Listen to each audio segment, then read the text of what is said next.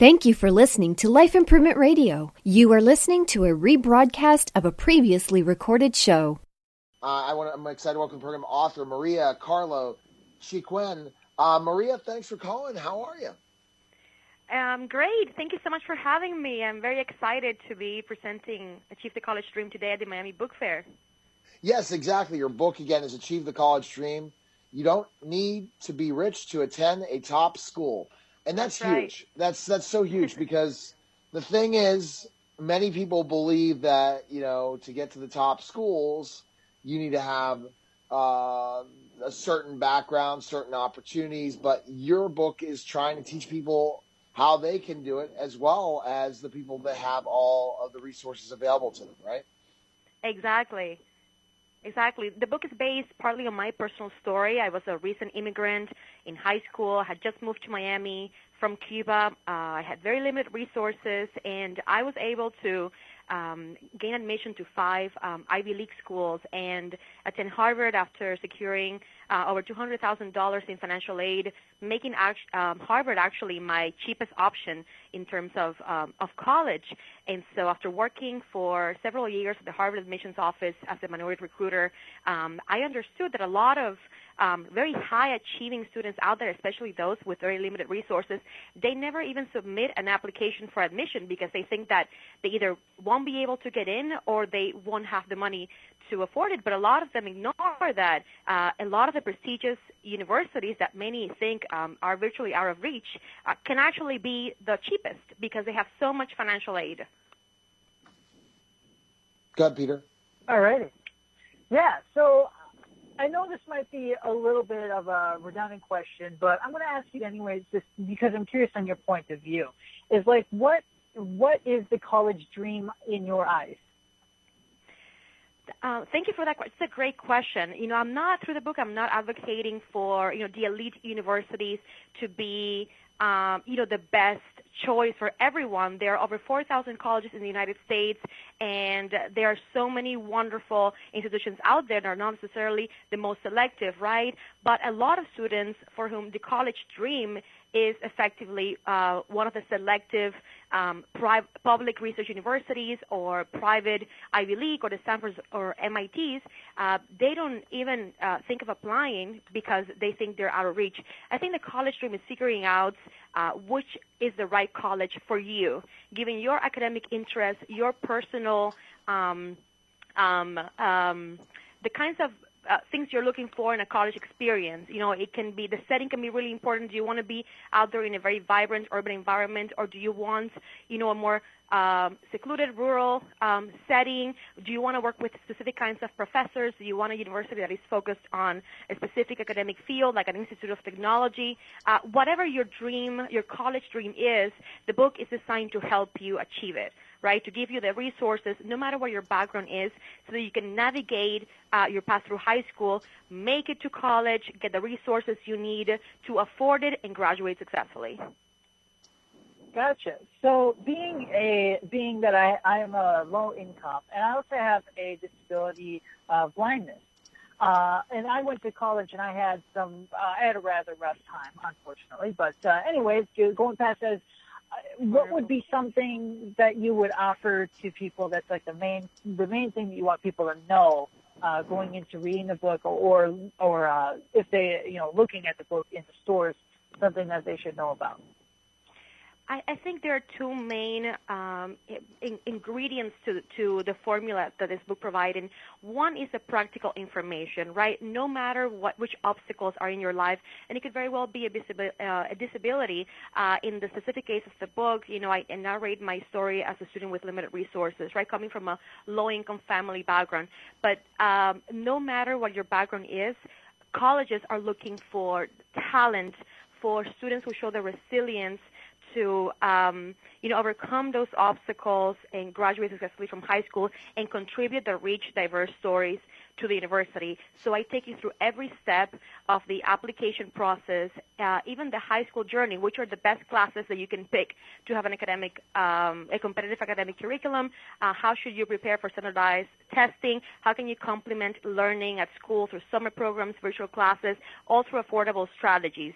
so that any student, regardless of their background, they can achieve this dream. But the second ingredient, I would say, is inspiration. A lot of us, even if we know the journey ahead, even if we know that there's a chance that we could afford or have all the that we meet all the requirements to be considered a good candidate and be successful at these institutions, we are a little scared to take that first step to submit the application because we might not find, we might not feel identified with the institution. We might not know others like us who made it and were successful.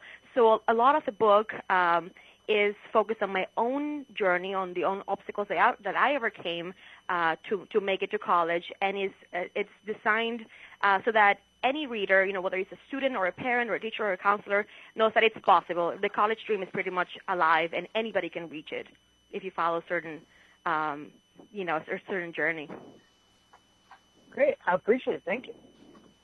It's a pretty amazing book. I mean, to be able to put all this motivation and inspiration and direction into one book to be able to help, folks achieve their dream of being able to go through college. What's been the feedback like? Like after you've written the book, have you gotten a lot of success stories or people that have taken your advice and done well with it?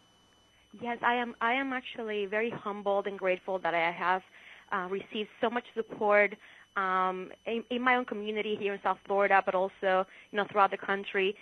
Superintendent Carvalho of Miami-Dade County Public Schools actually wrote the prologue of the book, and there are certain school districts that are considering incorporating the book as part of the curriculum, especially for college preparatory classes or even classes for ESOL students, like I was when I was in high school in the program for students who are learning English.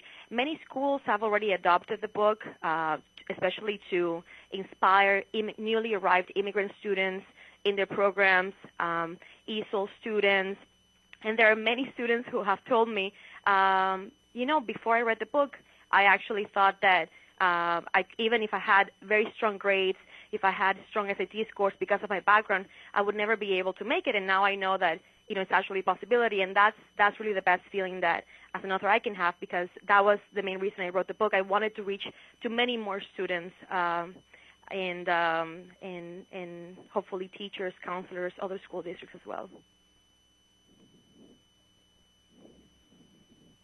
So what I would say in listening to all this is fantastic in so many ways. The resources. That's another thing you highlight in that book is how you can find those free resources available for people that don't have the income for the SAT tutoring or the different things that are available in a lot of areas, right? For sure, with the process of going after college. Exactly. I incorporate a lot of information about resources that are available at no cost to students to help them prepare for college in many different ways. For example, for those who are not able to find a mentor in their own communities or families or high schools, I share information about organizations at local and national levels where they can find mentorship and expert guidance. I guide them on strategies to approach admissions officers, even at the most selective universities, and receive their help and coaching throughout the applications. I explain which resources I actually took advantage of during high school, like dual enrollment programs at local universities, how you can access those for free, what are the requirements, how you can sign up for online classes. And these are all resources that can make a big impact on your application. And most of all, it shows universities that you are resourceful, that you went, out of your way to take ownership of your education and didn't settle for what was available at your school. Some students say that because their school offers a very limited number of advanced placement, for example, or IB courses, there's no way they can compete with students who had a school with a lot more offerings. But there is such a wealth of resources out there, even AP courses online that you can take, that there's really no reason why even a student with very limited money could not access them. And then you talked about those AP courses. So there's so many things out there that they're given this. I think certain people are given this lie that if you're in poverty, you can't be successful in education. You can't get the dream and the opportunities. And you're trying to show in this book it is truly possible with limited resources to find those things and have to get those resources through your book. And I get upset when we put poverty as the reason why kids aren't successful in the schools. And I know it makes things a lot more difficult, but people like you, Maria, change that by people following certain prescriptions. So what is your thought on that? That we don't want to blame teachers, some people. We want to blame the system, and we want to blame that kids don't have the opportunity, that they never can be successful. And how can you change that process and that perspective, especially moving into the next Secretary of Education, and how we are going to see education change in certain ways for the good, in some ways a lot for the bad? Well, we certainly want schools to improve and give our students, especially those who are coming from vulnerable backgrounds, more resources. We at Miami-Dade College, where I'm currently based, say that talent is universal, but opportunity is not. So we certainly want to make sure that we are taking the right steps to give every student, an equal opportunity. But there's definitely, there's so much opportunity even within, the poorest backgrounds for students to shine with their own light and prove their worth.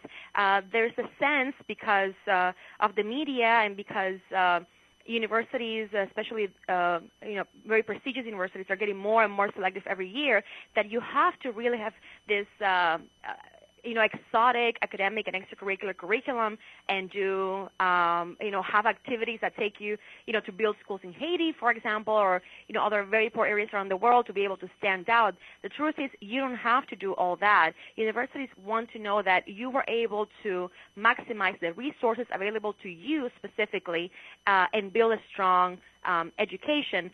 So certainly, a student who feels like they have limited resources should not, take that as an obstacle to achieve the college dream. It's actually an opportunity. Great point. Fantastic thought process. Where's the best place we can find information on you, Maria, and purchase your book? But I'm glad that you're saying it's possible. I want to hear the word possible. I'm tired in education of it saying it's impossible. It's possible, and you're doing great things. But where can we buy your book and learn more about you? Where can we go? Well, it's available at some, bookstores. If you're in South Florida, for example, it's at Books and Books. If you're in the Cambridge area, it's actually available at the Harvard Bookstore. But no matter where you are, you can go online, and you can get it through Amazon, and you can also get it off my publisher's website, roman.com. All right, Maria, enjoy the rest of your time at the Miami Book Fair, and thanks for taking the time. Thank you for having me. Take care. Have a wonderful day. You too. Bye-bye. You're listening to Authors Corner, powered by Life Improvement Radio, live from the Miami Book Fair. We'll be back in just a moment. Thank you for listening to Life Improvement Radio. The views expressed by show hosts or their guests are their own and shall not be construed in any way as advice from Life Improvement Radio. We make no recommendations or endorsements for radio show programs, services, or products mentioned on air or on our website. Personal perspectives expressed by the producers, writers, or editors will always be presented as such. Any rebroadcast or retransmission without the expressed written consent of Life Improvement Radio is strictly prohibited. Thanks for listening.